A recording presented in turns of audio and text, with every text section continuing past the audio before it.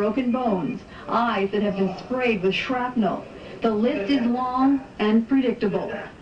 The chilling reality is that up to 15% of the tax money deducted from your paycheck each month buys the bombs and pays the salaries of troops to commit these atrocities. Rivers of blood from innocent families and their children is on everybody's hands. The plan for world domination by the banksters cannot be accomplished without your cooperation. That plan was formulated in 1773 at Mayor Rothschild's goldsmith shop by 13 influential German Jewish families. Among them were Rothschild, Oppenheimer, Warburg, and Schiff. Their formula for global control is the 3M formula: money control, media control, and military control. 2, 1, mark, and visual confirmation. Like changes to the rules that gave these families the media and money monopolies, new laws are being passed to transfer military control to them by privatizing the military. But if they're killing terrorists, who cares if they are government soldiers or corporate soldiers? A more important question to ask is, who exactly are the terrorists and where do terrorists get their training? The answer is right smack in America at Fort Benning, Georgia. Until January 2001, America's terrorist training school was called School of the Americas, but because of massive protests against its activities, the name was changed to WISC, Western Hemisphere Institute for Security Cooperation. Actress Susan Sarandon narrated a documentary film called School of the Assassins. The film exposes the school as a terrorist training camp whose graduates are well-known murderers, torturers, state terrorists, and dictators, including drug king Manuel Noriega. The role of terrorists in the bankster-owned media is to scare the living tax dollars out of citizens, and timing is everything. On the second anniversary of the 9/11 attack on the World Trade Center, George Bush asked for an $87 billion increase in military spending. At the same time, the media released a dramatic video showing Osama bin Laden alive and well and threatening to make the 9/11 attack seem like foreplay. How much do we really know about America's favorite villain?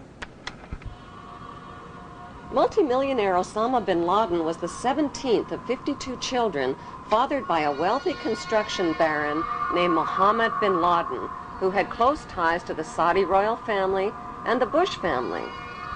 In 1979, the American CIA and Pakistan's ISI financed an anti-Soviet group in Afghanistan and provoked a profitable 10-year war with the Russians. When the Russians invaded Afghanistan, the CIA hired Osama bin Laden to recruit and train al-Qaeda fighters to fight the Russian army. Invasion. Anti-communist guerrillas in Afghanistan have been at the front line in the fight against the spread of communism. But what was the fight really all about? Not carrots or potatoes. It was about poppies, endless fields of opium poppies that provide over 70% of the world's heroin supply to heroin addicts worldwide. These are very uncomfortable issues for politicians.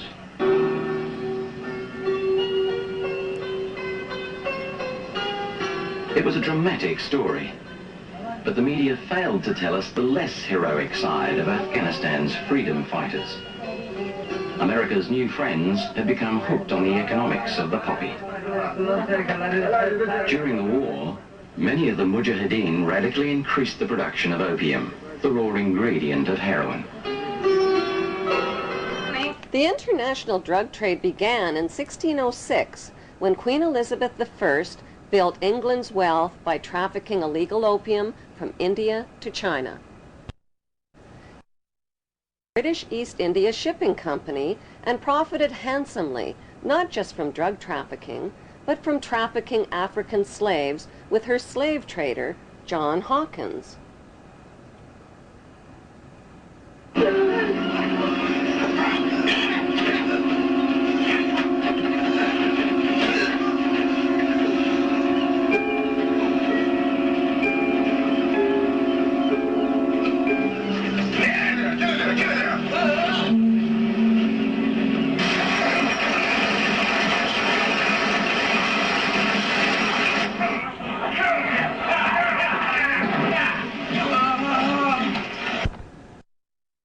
I knighted her slave trader with the noble title of Sir John Hawkins.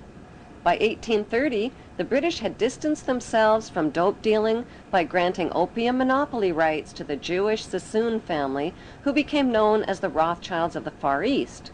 As an agent for the Crown, David Sassoon shared his dope profits with Queen Victoria. The British East India Company built a major factory to process the opium here at Ghaizipur. It's still a lucrative earner for the Indian government, which sells opiates to the world's pharmaceutical industry. When the Chinese banned opium and destroyed 600 chest loads of the addictive drug, Sassoon and the British retaliated. It was a financial disaster for the British. With huge profits at stake, they retaliated with the Opium Wars of 1843 and 1858. The forces of the market were to defeat China's moral prohibition. Sassoon and the British forced drug addiction onto an entire nation, stole the island of Hong Kong, and made Hong Kong the capital of the British international drug trade. In 1872, Queen Victoria knighted David Sassoon's son, Albert Sassoon, who spread the illegal opium trade throughout China and Japan.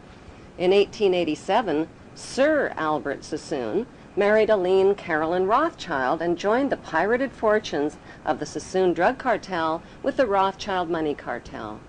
Today, it's business as usual for the descendants of the Sassoon and Rothschild families, who socialize with Queen Elizabeth II and Prince Charles as elite members of Britain's inner power circle. Many have been granted royal titles, like Sir, Countess, Baron, and Marquis, but their many victims aren't fooled by the crowns, the titles, and the tuxedos. They have very different titles for them. Titles like liars, thieves, dope dealers, and mass murderers for the crown.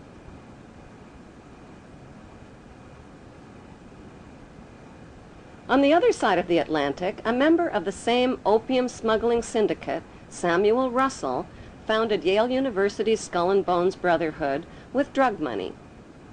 Exclusive members were financed into political power positions in the CIA, the U.S. Supreme Court, and the White House.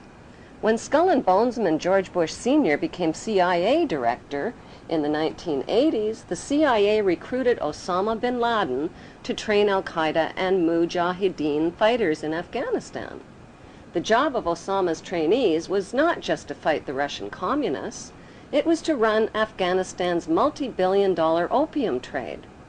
Heroin, manufactured from Afghan opium, supplied $250 to $300 billion annually to Wall Street and the U.S. banks. Authors Alfred McCoy and Michael Levine tied the CIA to this unholy drug alliance and received national attention when the CIA tried to suppress their books.